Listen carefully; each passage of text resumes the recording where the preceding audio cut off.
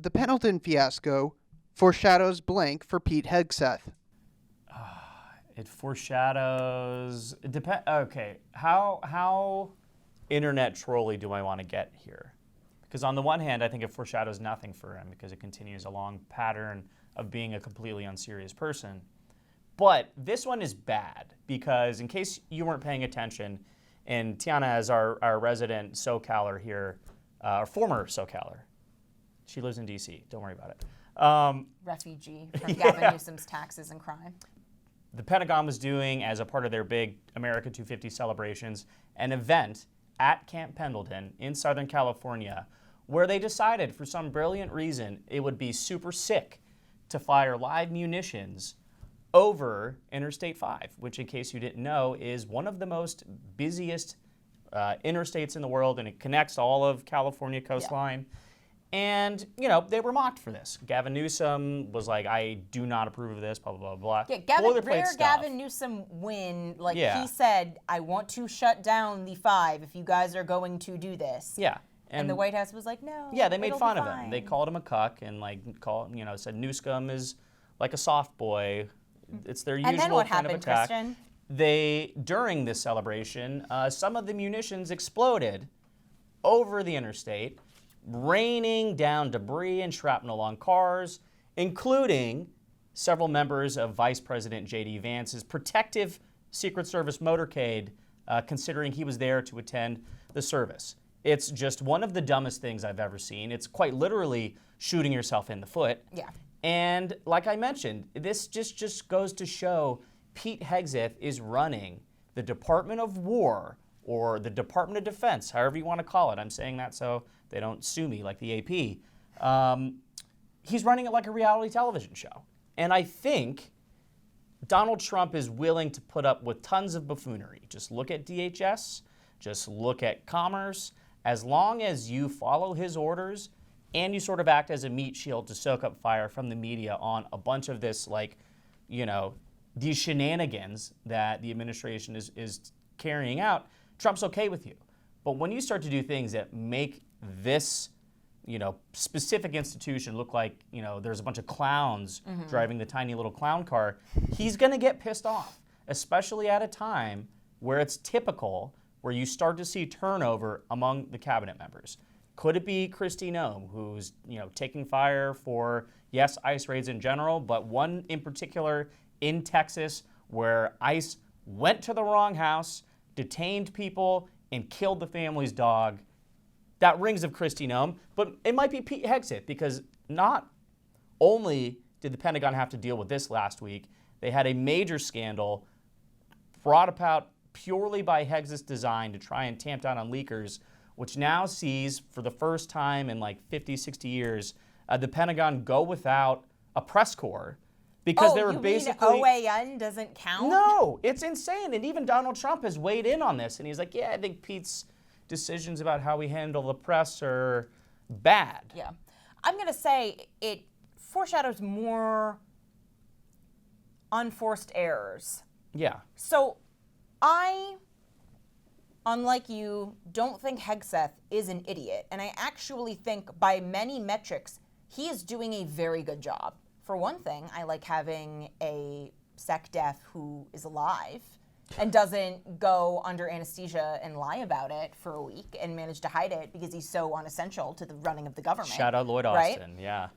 But if you think about the biggest institutional and structural hurdle that the Pentagon has faced in recent years, it was recruitment.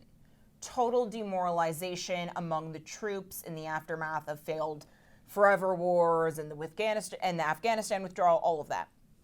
Hegseth beat recruitment levels at a faster rate than any other year in the last decade, right? And still, it seems like troop morale is incredibly high. So we're having a total resurgence, not just in recruitment, but also in faith in leadership within the Pentagon. And I am not, obviously, I've never served. I married more into a family that serves.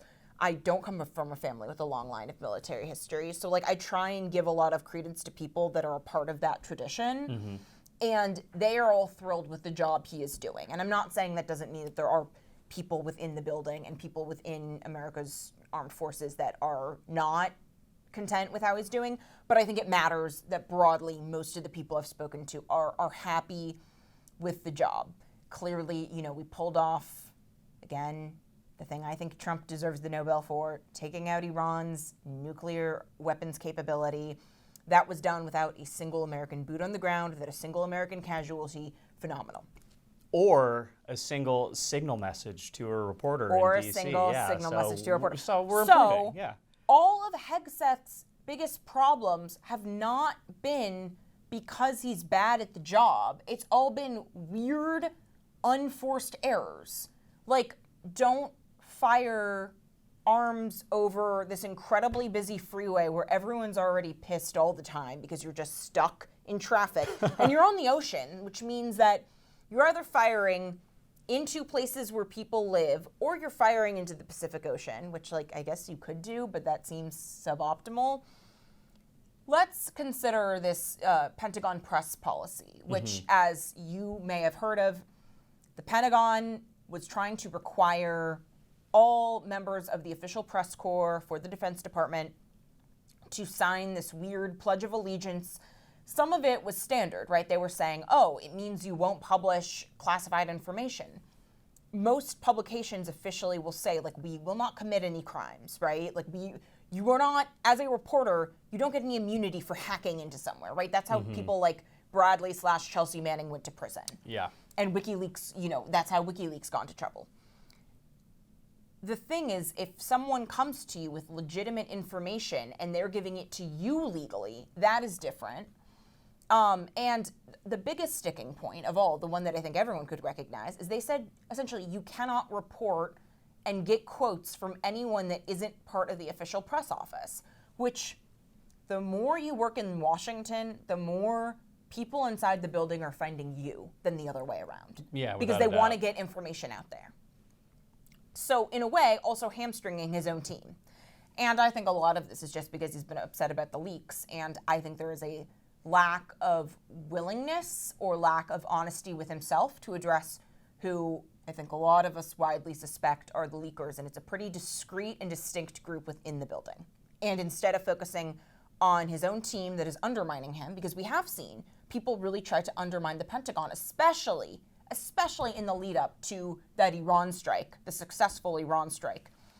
We saw people in the building trying to undermine Pete Hegseth. And instead of doing the mass firings, you got one round of leakers fired with Dan Caldwell and such, but there hasn't really been another string of firings. And I think this is one where you need to bring out your inner, circa 2004 era Trump and, go more like you're fired instead of focusing on the press corps that's just doing its job.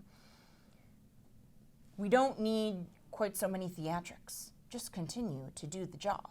And I think American peace through strength, the actual things we do, they speak for themselves. When we take out the little dinghies filled with cocaine and fentanyl and we just bomb them into oblivion, there is the sign. You don't need to put up too much of a face when the job speaks for itself. Yeah, I will definitely concede you the point on the recruitment numbers because they're through the roof, and it's clear, to an extent, Donald Trump is using Pete Hegseth like a mascot for the armed services, essentially, to try and convince them that, no, we're employing this quote-unquote warrior ethos again. I'm just not so sure if someone else wasn't running the department that the recruitment numbers wouldn't still be up because of a sense of patriotism. Is it a Trump thing whatever. or is it Hegseth? Yeah. Hegseth thing? Also, I would assume it's not Pete Hegseth, on the computer in Adobe Premiere making all of these crazy recruitment hype videos over the latest, trap beat to go viral on Spotify. I got a feeling that's someone lower down the rung. So will there be a drop off? Maybe we'll get a chance to see.